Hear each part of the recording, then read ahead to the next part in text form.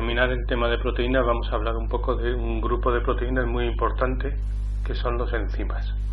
Aunque volveremos con ellos cuando lleguemos al metabolismo para ver su mecanismo de acción de una forma más extensa. Ahora vamos a un poco describir cómo son estas proteínas. Los enzimas son biocatalizadores celulares. Son proteínas que catalizan las reacciones químicas de las células. Esto significa que reacciones que serían lentísimas las hacen casi instantáneas, rapidísimas. Sin esta acción catalítica de las enzimas, el metabolismo no se podría desarrollar. Hay que tener en cuenta que las biomoléculas tienen que ser muy estables para que los organismos sean estables, pero el metabolismo tiene que ser muy rápido. Para conseguir que estas dos cosas ocurran a la vez, están los catalizadores, los biocatalizadores, que son los enzimas. También hay algún biocatalizador que es ARN, se llaman ribocimas, y veremos a lo largo del curso alguno. Pero fundamentalmente la inmensa mayoría de los biocatalizadores son proteínas. Bien, las propiedades que tienen son, en primer lugar, acelerar enormemente la velocidad de reacción. Por tanto, actúan sobre la cinética de la reacción. No se consumen, los catalizadores no se consumen, pero deben ser renovadas porque, aunque no se consuman, acaban estropeándose, alterándose. No afectan a la termodinámica. Esto significa que no pueden hacer que una reacción termodinámicamente no favorable se produzca.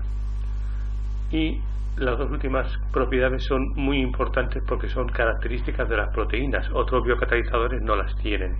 En primer lugar, el alto grado de especificidad, que luego hablaremos, y en segundo lugar, que actúan a temperaturas fisiológicas. Las proteínas del cuerpo actúan a 37 grados centígrados. Hay catalizadores mucho más rápidos, más efectivos, pero no son específicos o no son tan específicos y actúan a temperaturas muy elevadas, a veces cientos o miles de grados. Bien, como hemos dicho, los enzimas son proteínas, pero puede ser que estén formados por una única cadena polipeptídica, una parte proteica nada más, que hay alguna, pero muchas tienen una parte no proteica. Para llevar a cabo su catálisis precisan de tener una parte no proteica.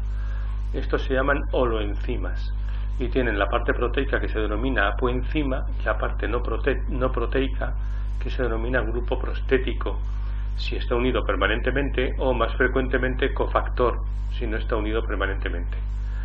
Los cofactores pueden ser de naturaleza orgánica y en ese caso se llaman coenzimas, y aquí hay algunos que conocéis del año pasado, os sonará ya, como el FAD, el NAD o el NADP, y también incluso el ATP es un coenzima. Estos actúan como transportadores de grupos químicos. Muchos de ellos pueden transportar hidrógenos, electrones, grupos fosfato. Y luego hay otros cofactores que son de naturaleza iónica, como algunos iones minerales, manganeso, zinc, etcétera. Aquí veréis que hemos estudiado algunos de ellos en los oligoelementos, estos elementos tan importantes aunque estén en muy pequeña proporción. Bueno, en esta figura podemos observar que el coenzima se une a la apoenzima y es necesario para que el sustrato se encaje ahí, porque el coenzima normalmente lo que hace es dar grupos que los aminoácidos no tienen para llevar a cabo la catálisis, y por tanto suelen estar directamente relacionados con la catálisis enzimática. Bueno, aquí tenemos que ver las vitaminas, porque las vitaminas, muchas de ellas son coenzimas o precursores de coenzimas. Las vitaminas son sustancias orgánicas de composición y naturaleza variada. Hemos visto ya alguna en lípidos, por ejemplo, que se precisan en pequeñas cantidades, pero son indispensables y tienen que ser ingeridas por la dieta. O sea, los animales tienen que obtenerla a partir de los alimentos. No son las mismas vitaminas para todos los animales, pero prácticamente sí. Los vegetales las producen. Puede ser que las consuman directamente o que la flora bacteriana, esto de flora ya no se usa, hablaríamos más bien de microbiota, vamos a ponerlo bien. microbiota. La microbiota del aparato digestivo la puede producir. Se pueden a veces ingerir como provitaminas, que son inactivas, pero luego se activan en el organismo. Normalmente son sustancias lábiles, o sea, se alteran fácilmente con temperatura y pH. Son sustancias muy reactivas. Esto está relacionado con el hecho de que sean lábiles. Y su carencia o exceso puede provocar problemas. Las avitaminosis son carencias total de una vitamina, hipovitaminosis carencia parcial de una vitamina, e hipervitaminosis exceso de una vitamina por acumulación. Esto sobre todo ocurre en las que son poco solubles en agua. Las que son solubles en agua se eliminan por la orina y es muy difícil que haya hipervitaminosis. Bueno, hay dos grupos clásicamente de vitaminas, que son las hidrosolubles, las del grupo B y la vitamina C principalmente, y las liposolubles, que son la A, la E, la K, la D. Se ponen con letras en el grupo B con números después, B1, B2, B5, B3. Bien, hay que sabérselas, me temo. Y aquí tenemos un cuadro de las distintas vitaminas: la C, que es el ácido ascórbico; la B1, que es la tiamina; la B2, la riboflavina; la B3, la niacina o ácido nicotínico; la B5, el ácido pantoténico. Bueno, ¿por qué son importantes todas estas vitaminas? No están puestas aquí. La E, la K y la que son la antiestéril, la antihemorrágica, que son terpenos, pero están hasta la D.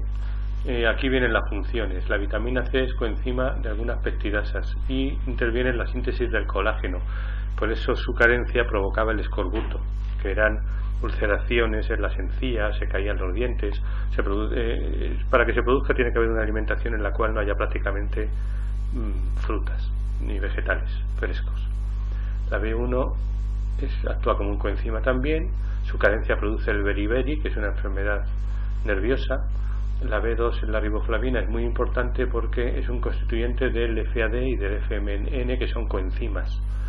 La B3, la niacina o ácido nicotínico, es constituyente de los coenzimas NAD y NADP, que ya vimos el curso pasado. La B5, el ácido pantoténico, es un constituyente del coenzima A, que veremos en el metabolismo, que es muy importante. La B6 interviene también en reacciones de transferencia de grupos amino, todas ellas en reacciones como coenzimas en reacciones químicas, bioquímicas. La B12 es la cobalamina, que actúa también como coenzima en transferencia de grupos metilos. En su carencia provoca un tipo de anemia, que es la anemia perniciosa. La B8, la biotina, que también actúa como coenzima. Y luego tenemos la vitamina A, que es el retinol, que tiene que ver con el ciclo visual. Bueno, la vitamina D es esencial para el crecimiento y mantenimiento de los huesos, ya que interviene en el metabolismo del calcio. Su carencia provoca raquitismo, que es una enfermedad que provoca huesos muy frágiles y puede provocar también deformidades óseas. Especificidad enzimática. Esta es una característica que tienen los biocatalizadores y que no tienen otros catalizadores no biológicos. Las enzimas son muy específicas. Bueno, basta que veáis la figura para daros cuenta de por qué. Todo tiene que ver con... Bueno, como decía, esto significa que los enzimas tienen una conformación nativa, como sabemos, como todas las proteínas, muy específica, que es la forma espacial que tiene la proteína, que tiene la enzima, y esta forma específica le permite reconocer y encajar con el sustrato, formando el complejo enzima-sustrato, que es fundamental para la acción enzimática. Este complejo enzima-sustrato requiere esa interacción espacial que sea muy específica. Aquí está representado que encajen perfectamente, pero veremos cuando lleguemos al metabolismo que no tiene por qué ser exactamente así, pero sí que tienen que de alguna forma atraerse y unirse. Y esto depende fundamentalmente de esta conformación nativa del enzima. De esta manera podemos encontrar, por ejemplo, que hay enzimas que pueden actuar sobre la D-glucosa pero no sobre la L-glucosa, que pueden actuar sobre la glucosa pero no sobre la galactosa, que actúan sobre la maltosa pero no sobre la lactosa. Habéis oído hablar de del problema que hay con la lactosa algunas personas que no pueden asimilar la lactosa porque no tienen lactasa. Teniendo en cuenta que la lactosa y la maltosa son muy parecidas, podríamos pensar que, bueno, tanto da, pero no, porque los enzimas son tan específicos que son capaces de reconocer, distinguir isómeros espaciales, isómeros estereoisómeros. El mecanismo de acción enzimática, vamos a ver algo, aunque lo veremos mejor en el metabolismo. Los enzimas aceleran la velocidad de reacción. ¿Cómo lo hacen? Pues lo hacen disminuyendo la energía de activación. Los sustratos tienen una determinada energía y tienen que llegar a una determinada energía para que la reacción se produzca. Al final la energía es menor, con lo cual este balance es positivo. Esto es una reacción posible termodinámicamente, pero tienen que pasar una determinada barrera cinética para que se produzca la reacción. Los enzimas lo que hacen es rebajar muchísimo esa barrera cinética, gracias al estado de transición que se produce por la unión del enzima con el sustrato. El complejo enzima-sustrato lleva al estado de transición que tiene una energía de activación mucho menor que el sustrato solo, y de esta forma consiguen acelerar muchísimo la reacción, pero tiene que ser termodinámicamente favorable porque no afectan al desprendimiento de energía, no afectan al equilibrio, a la constante de equilibrio, solamente a la cinética. La reacción enzimática, por tanto, se produce cuando la enzima se une con el sustrato. La unión de enzima al sustrato a su superficie es un proceso de absorción mediante enlaces débiles, de forma que se produce la formación del complejo enzima-sustrato. Aquí se crea una serie de tensiones que hacen que el complejo enzima-sustrato se active, se pasa al complejo activado, que lleva al estado de transición, y a partir de aquí, que está la parte más lenta, después se produce la liberación del enzima, que se recupera intacto, y del producto.